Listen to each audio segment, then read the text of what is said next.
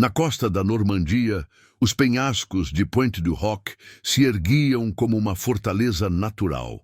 Com mais de 30 metros de altura e uma inclinação quase vertical, essa formação rochosa representava, para o comando alemão, uma muralha intransponível, uma defesa inexpugnável contra qualquer ataque vindo do mar. As fortificações construídas no seu topo, combinadas com a geografia do local, criavam a ilusão de uma barreira impenetrável. Contudo, para os soldados do batalhão de Rangers do exército americano, esses mesmos penhascos não eram um obstáculo, mas sim uma escada, um caminho vertiginoso para o cumprimento de uma missão vital. A data era 6 de junho de 1944. Era o dia D, o início da Operação Overlord, a maior invasão anfíbia da história. O local exato da ação era Pointe du Hoc, na costa da Normandia, França. A missão atribuída aos Rangers era um desafio de proporções colossais, considerado impossível por muitos estrategistas militares. No entanto, a execução dessa tarefa não admitia atraso. O sucesso de todo o desembarque aliado dependia criticamente da neutralização de uma ameaça específica localizada no topo desses penhascos. A complexidade da operação era evidente. Escalar uma falésia tão íngreme sob fogo inimigo, desembarcando diretamente das águas geladas do Canal da Mancha, parecia uma proposição suicida. Contudo, a urgência estratégica superava qualquer consideração de dificuldade. O plano de invasão aliado exigia que cada componente fosse executado com precisão e pontualidade. Um atraso em Pointe du Hoc poderia ter consequências catastróficas para as praias de desembarque adjacentes, colocando em risco milhares de vidas e o destino da própria invasão. A liderança aliada, ciente da ameaça que as baterias alemãs representavam, designou os Rangers para transformar essa muralha natural em um degrau, um trampolim para o sucesso da libertação da Europa. A verdadeira gravidade da situação em Pointe du Hoc residia na capacidade destrutiva de seus armamentos. No topo desses penhascos, os alemães haviam posicionado uma bateria de 6 canhões de campanha Schneider de 155 milímetros. Estes não eram meros canhões defensivos, eram peças de artilharia pesada, capazes de disparar projéteis de alto explosivo a distâncias consideráveis. Com um alcance efetivo que podia exceder os 20 quilômetros, a localização estratégica desses canhões permitia que varressem as águas e as praias de desembarque adjacentes. Especificamente, as praias de Omaha e Utah, alvos cruciais para as forças americanas no dia D, estavam inteiramente dentro do raio de ação dessa bateria. A partir de Pointe du Hoc, os artilheiros alemães teriam uma visão desobstruída e um campo de tiro devastador sobre as ondas de desembarque aliadas. A ameaça era direta e existencial. Navios de transporte de tropas, barcaças de desembarque carregadas de soldados e veículos e as próprias tropas que lutavam para estabelecer uma cabeça de praia seriam alvos fáceis para esses canhões. Um único projétil de 155 milímetros podia destruir uma embarcação de desembarque, matar dezenas de homens e abrir crateras que dificultariam o avanço. Se esses canhões estivessem operacionais durante as primeiras horas da invasão, eles poderiam ceifar milhares de vidas, desorganizar completamente o desembarque e, em última instância, comprometer o sucesso de toda a Operação Overlord. Neutralizar essa bateria não era apenas uma tarefa importante, era uma prioridade absoluta, o coração do plano aliado para as praias americanas. A sobrevivência das tropas em Omaha e Utah dependia diretamente da eliminação dessa ameaça. Consequentemente, a missão dos Rangers não podia sofrer atrasos. A janela de oportunidade era estreita. A invasão principal em Omaha e Utah começaria pouco depois do assalto a Pointe du Hoc. Se os Rangers falhassem em silenciar os canhões antes que as primeiras ondas de desembarque chegassem às praias, O resultado seria um massacre. A urgência era palpável, cada minuto contava. A vida de milhares de soldados que se preparavam para desembarcar nas praias vizinhas estava em jogo, pendurada na capacidade de um pequeno grupo de Rangers de escalar uma fortaleza natural e desmantelar uma das mais perigosas defesas alemãs na muralha do Atlântico. A precisão e a velocidade na execução desta missão impossível seriam determinantes para o destino do dia D. Enquanto o inimigo confiava na robustez do terreno natural como sua principal defesa, os estrategistas alemães acreditavam que a inclinação quase vertical e a altura imponente de Pointe du Hoc, combinadas com as águas traiçoeiras do Canal da Mancha, tornavam qualquer assalto vertical uma impossibilidade prática. Sua filosofia defensiva baseava-se na ideia de que a geografia, por si só, desestimularia e repeliria qualquer tentativa de escalada. As fortificações construídas no cume complementavam essa barreira natural, mas a confiança primária residia na própria natureza da falésia. Eles esperavam ataques frontais por terra ou mar em pontos mais acessíveis, não uma invasão direta pela face do penhasco. Essa convicção gerou uma certa complacência em relação à preparação para um ataque de escalada, subestimando a capacidade e a determinação das forças aliadas. Em contrapartida, a abordagem americana era marcada por uma engenhosidade pragmática e uma teimosia inabalável, uma recusa em aceitar o impossível como um veredito final. O planejamento para Pointe du Hoc não se limitou a considerar o desafio. Ele buscou ativamente soluções inovadoras para superá-lo. A liderança dos Rangers, em colaboração com engenheiros e especialistas em operações especiais, compreendeu que métodos convencionais de desembarque seriam ineficazes ou resultariam em perdas inaceitáveis. Era necessário um arsenal de ferramentas e táticas que pudessem transformar a muralha natural em um caminho, mesmo que precário. Essa meticulosidade no planejamento e na preparação foi crucial, envolvendo meses de treinamento intensivo e o desenvolvimento de equipamentos específicos para o cenário único de Pointe du Hoc. O arsenal desenvolvido para os Rangers do 2º Batalhão era uma demonstração clara dessa engenhosidade. O elemento central eram os ganchos de escalada, ou grappling hooks. Projetados com múltiplas pontas reforçadas, esses ganchos eram conectados a cordas de manila, ou nylon de alta resistência, com aproximadamente 36 metros de comprimento.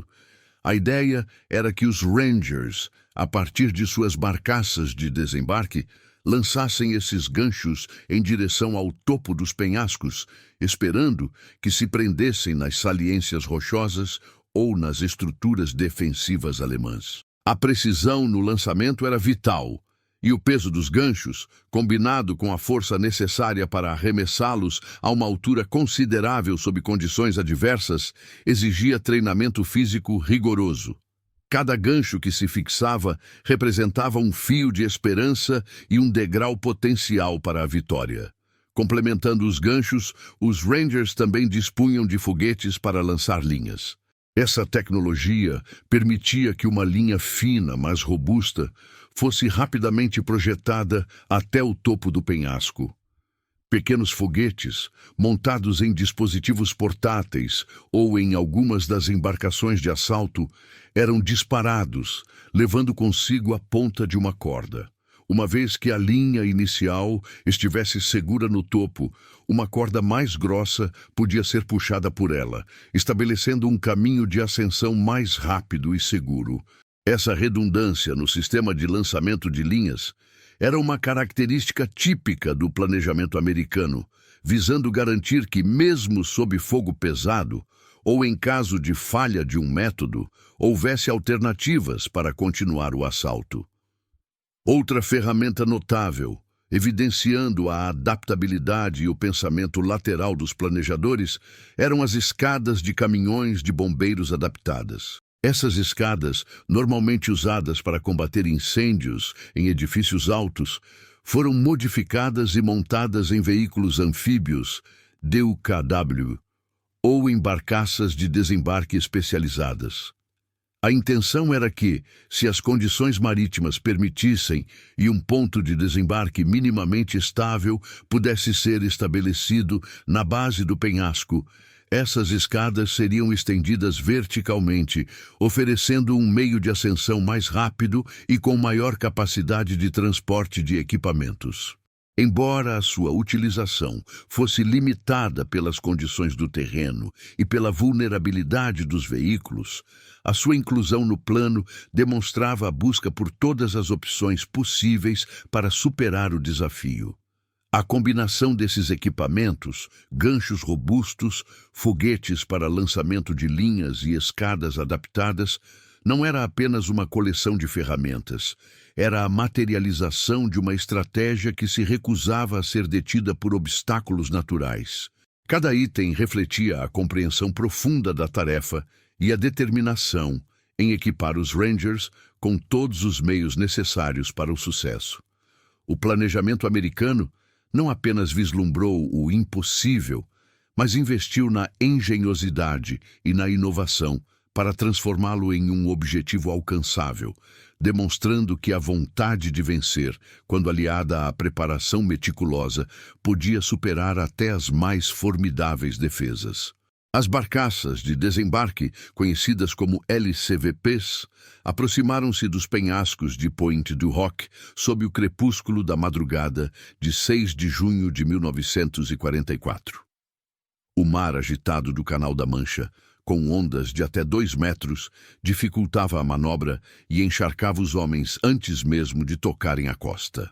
Às 6h30 da manhã, horário planejado para o assalto, as primeiras embarcações atingiram a base da falésia, um estreito trecho de praia rochosa, com apenas alguns metros de largura em alguns pontos, que desaparecia completamente na maré alta.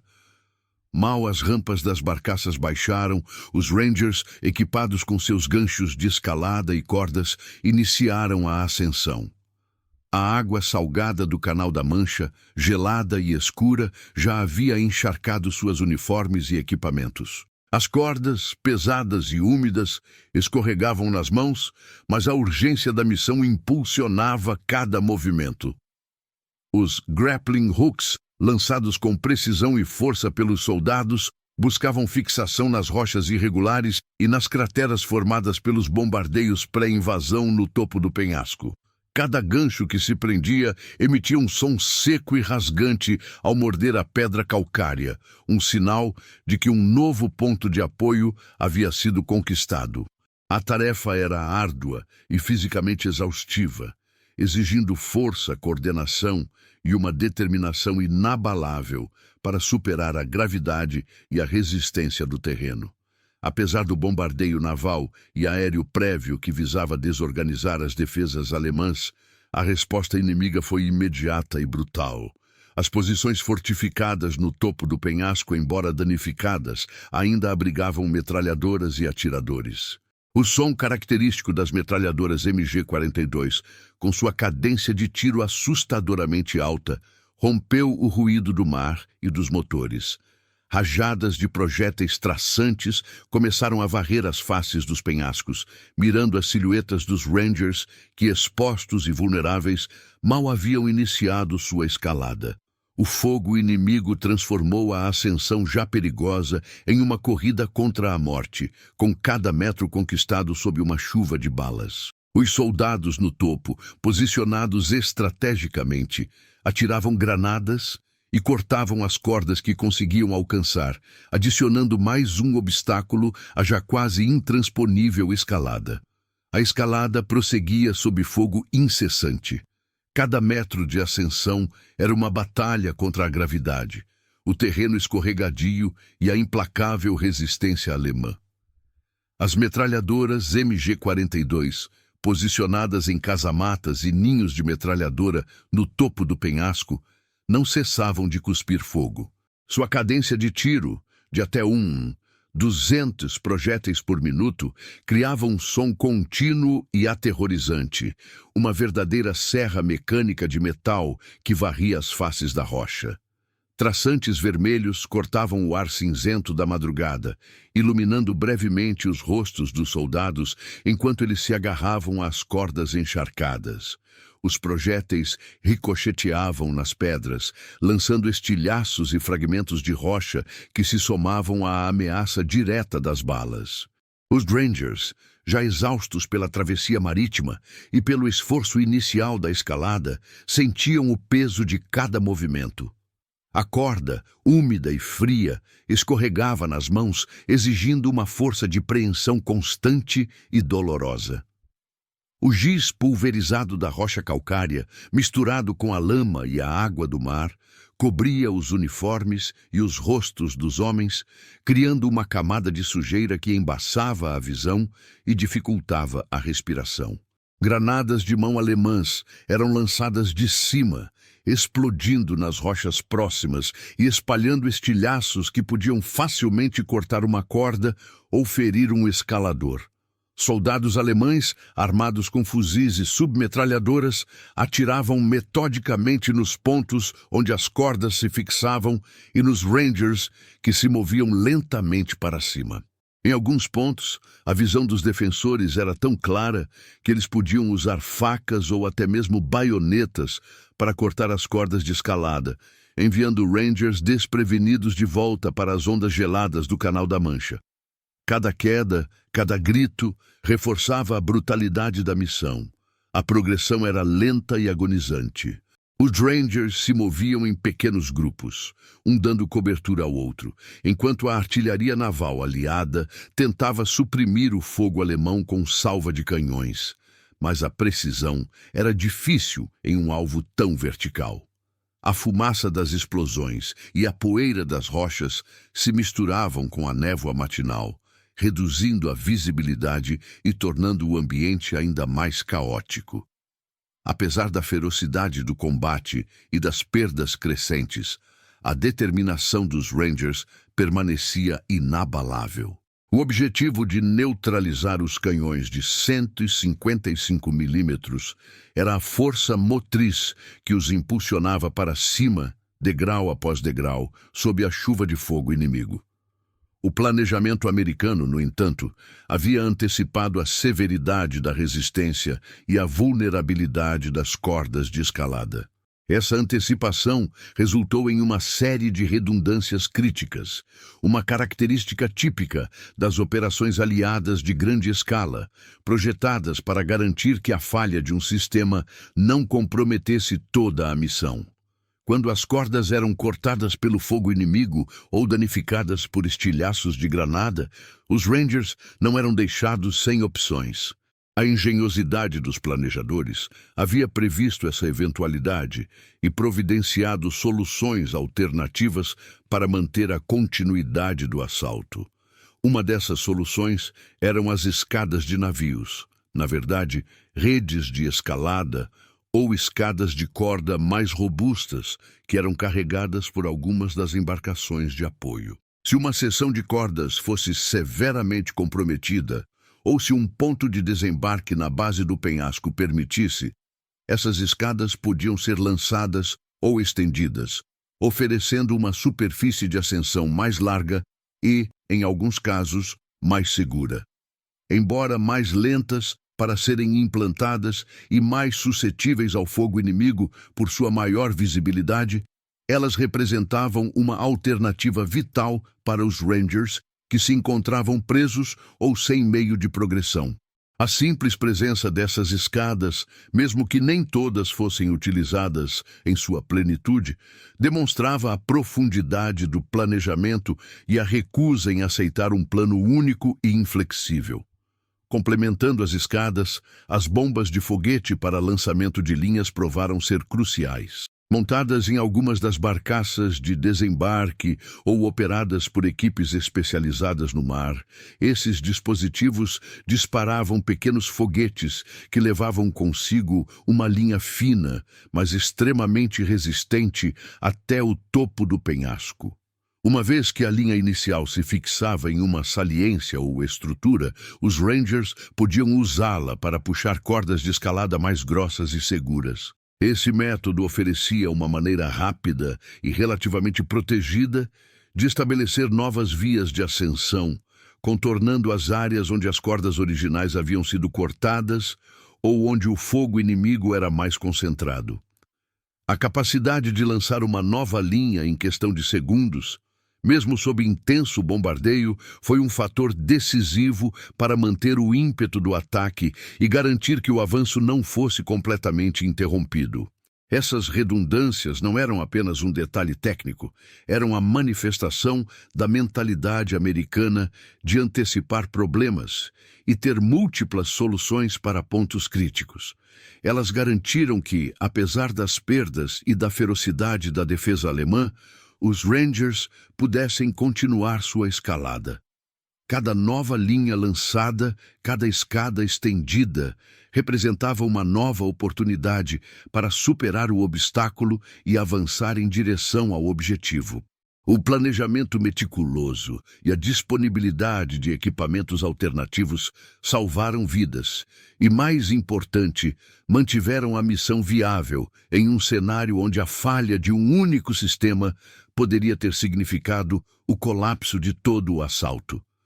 A batalha por cada degrau era, em essência, uma demonstração da resiliência humana e da eficácia de um planejamento que não deixava margem para o impossível. Apesar das perdas e do esforço sobre-humano, os primeiros Rangers do 2º Batalhão, liderados pelo tenente-coronel James Earl Rudder, conseguiram alcançar o topo dos penhascos de Pointe du Hoc. Eram aproximadamente 7h10 da manhã, cerca de 40 minutos após o desembarque inicial. A exaustão física era extrema, com músculos doloridos e respiração ofegante após a escalada vertical sob fogo. No entanto, não havia tempo para descanso. O que os esperava no cume não era um terreno seguro, mas um campo de batalha ainda mais caótico.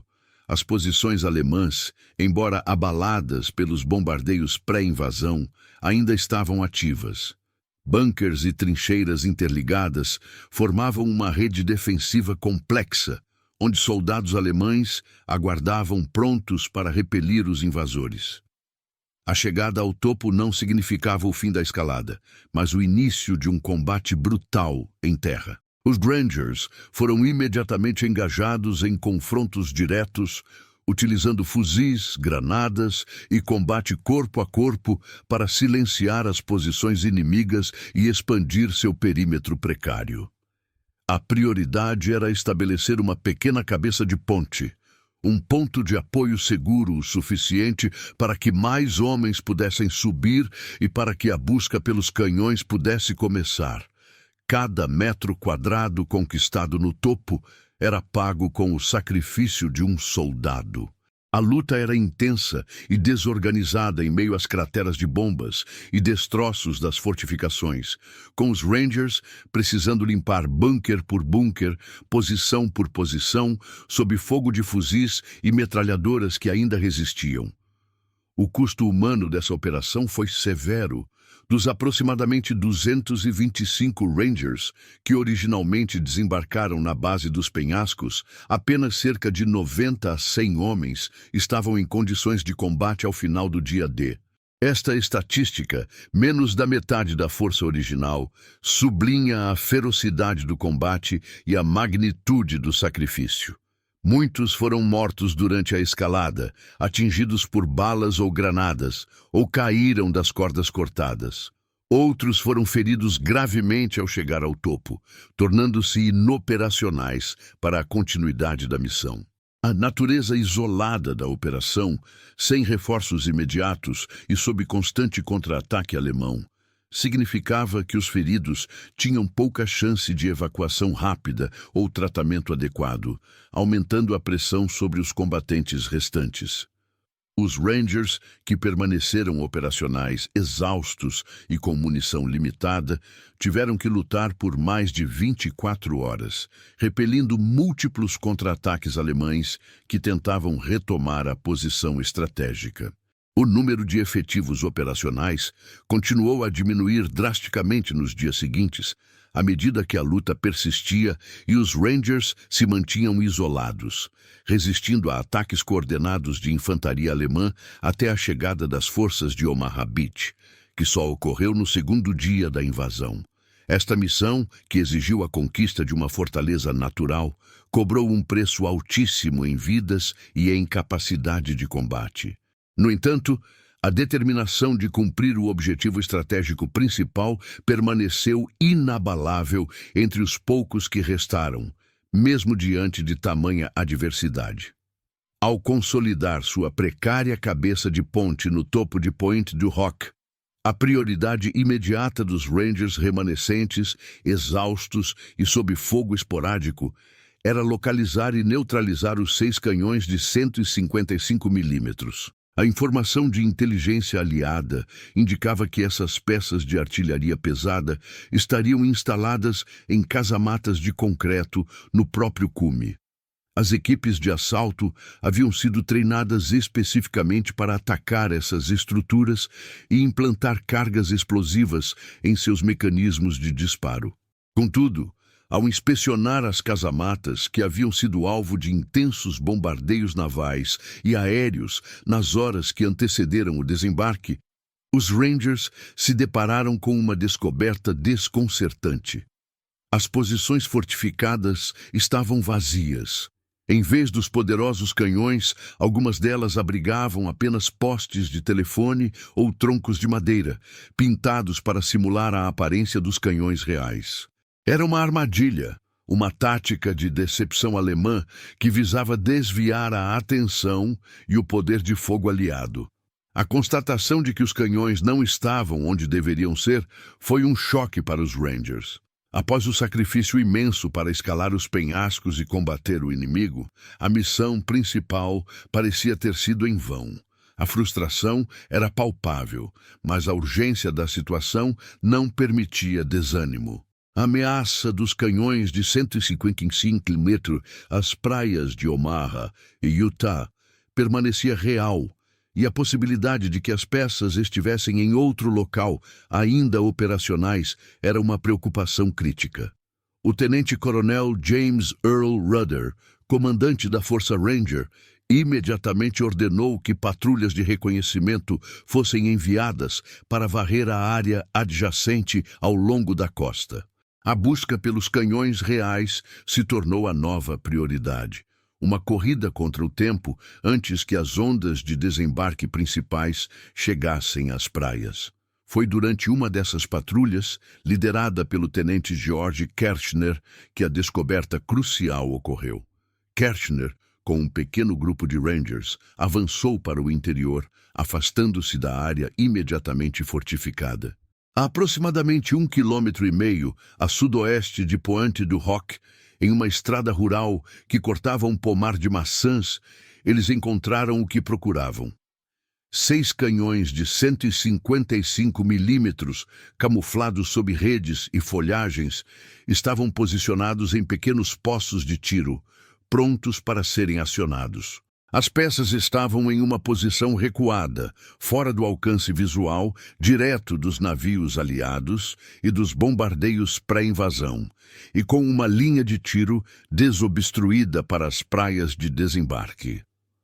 A munição estava empilhada nas proximidades, indicando que os canhões estavam totalmente operacionais e aguardavam apenas a ordem para abrir fogo. A descoberta foi um momento de alívio e renovada determinação.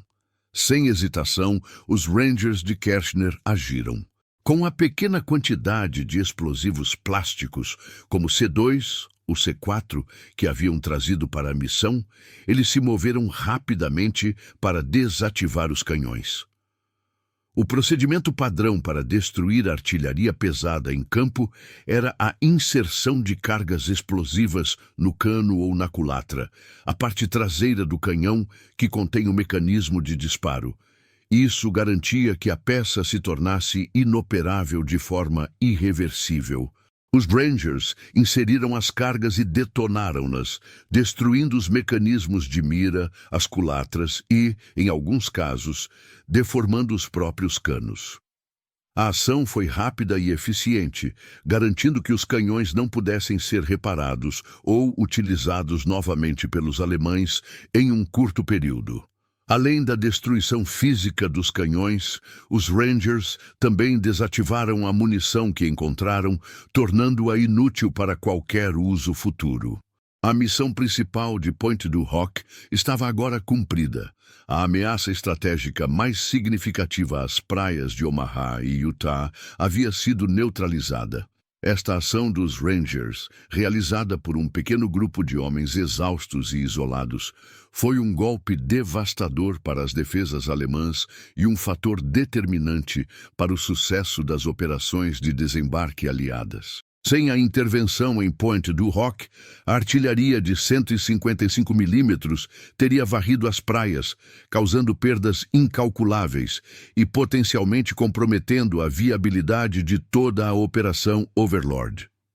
A destruição das peças em sua posição recuada confirmou a perspicácia do comando aliado em atribuir a missão aos Rangers, mesmo diante de sua aparente impossibilidade. A persistência e a determinação dos Rangers em localizar a ameaça, mesmo quando ela não estava onde se esperava, foram cruciais para o destino do dia D.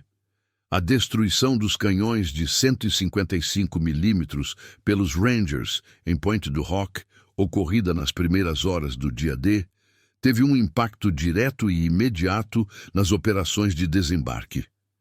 As praias de Omaha e Utah, designadas para as forças americanas, foram liberadas da ameaça de artilharia pesada costeira mais perigosa. Sem a ação decisiva dos Rangers, esses 6 canhões, com um alcance efetivo superior a 20 quilômetros, teriam varrido as áreas de desembarque com projéteis de alto explosivo. A capacidade de fogo desses canhões era tal que poderiam ter atingido as barcaças de desembarque enquanto ainda se aproximavam da costa, destruindo embarcações e ceifando centenas de vidas antes mesmo que os soldados pudessem tocar a areia. Em Omaha Beach, onde a resistência alemã já era feroz e bem organizada, o fogo adicional de Pointe du Hoc teria sido catastrófico. As tropas expostas na praia e as que tentavam avançar pelas rampas de saída estariam sob um bombardeio incessante, desorganizando completamente o desembarque e impedindo qualquer progresso inicial. A ausência do fogo de 155 milímetros de Pointe du Hoc permitiu que as forças aliadas em Omaha e Utah pudessem se concentrar na superação das defesas mais próximas e no avanço para o interior. Além disso, os navios de apoio naval aliados, que forneciam suporte de fogo crucial para as tropas em terra, puderam operar com maior segurança, sem o risco constante de serem engajados por artilharia pesada costeira. Isso indiretamente salvou não apenas milhares de vidas de soldados que desembarcavam, mas também a integridade de navios de guerra e transportes de tropas, essenciais para a sustentação e o sucesso contínuo da invasão. O sacrifício dos Rangers em Pointe du Hoc, embora custoso em termos de vidas perdidas e feridos, foi um investimento estratégico que rendeu dividendos incalculáveis para o sucesso geral da Operação Overlord. A artilharia que poderia ter ceifado milhares de vidas e desorganizado completamente o desembarque ficou muda, permitindo que as praias de invasão respirassem e que a invasão aliada estabelecesse um ponto de apoio crucial na Europa ocupada, mudando o curso da Segunda Guerra Mundial. A operação em Pointe du Hoc transcendeu a mera destruição de uma bateria de artilharia. Ela se tornou um símbolo duradouro da capacidade de superação e da determinação inabalável em face do que parecia ser impossível. A lição extraída desse evento é clara e objetiva. Quando os Estados Unidos decidem enfrentar um obstáculo, mesmo que ele se apresente como uma muralha intransponível, o impossível pode ser transformado em um degrau para o sucesso. A escalada dos penhascos de Pointe du Hoc não foi apenas um ato de bravura individual, mas o resultado de um planejamento meticuloso, da engenhosidade na criação de ferramentas específicas e de um treinamento rigoroso e implacável. A teimosia em não aceitar a derrota e a persistência em buscar soluções alternativas, como a redundância nas cordas de reserva e o uso de bombas de foguete para lançar novas linhas, foram fatores decisivos para a continuidade do assalto sob fogo inimigo. A história de Pointe du Hoc demonstra que a vontade de vencer, quando aliada a uma preparação exaustiva e a capacidade de adaptação no campo de batalha, pode superar as defesas mais formidáveis e os desafios geográficos mais extremos. Os Rangers não subestimaram a dificuldade da missão, mas se recusaram a ser paralisados por ela. Eles estudaram o terreno em detalhes, anteciparam as defesas inimigas e desenvolveram táticas inovadoras para um assalto vertical sem precedentes. A descoberta dos canhões em uma posição recuada, longe das casamatas inicialmente esperadas, não os fez desistir. Ao contrário, reforçou a necessidade de continuar a busca e a neutralização, demonstrando uma notável capacidade de improvisação e foco no objetivo principal, mesmo diante de surpresas e perdas severas. Pointe du Hoc serve como um testemunho do espírito de sacrifício e da eficácia de uma doutrina militar que valoriza a iniciativa, a engenhosidade e a determinação. Não se tratava apenas de força bruta, mas de inteligência estratégica e de uma crença inabalável na capacidade de seus soldados de executar missões complexas. A missão em Pointe du Hoc, com seus riscos calculados e sua execução audaciosa, solidificou a reputação dos Rangers como uma força de elite, capaz de realizar tarefas que outras unidades considerariam impraticáveis. O legado de Pointe du Hoc é, portanto, a prova de que, com a preparação adequada e a coragem necessária, o que parece ser uma barreira insuperável pode, de fato, ser transformado em um caminho para a vitória. Um degrau que leva ao cumprimento de objetivos estratégicos cruciais. A capacidade de transformar um desafio impossível em uma etapa superada é uma marca indelével da determinação demonstrada em 6 de junho de 1944, um marco na história militar que continua a inspirar.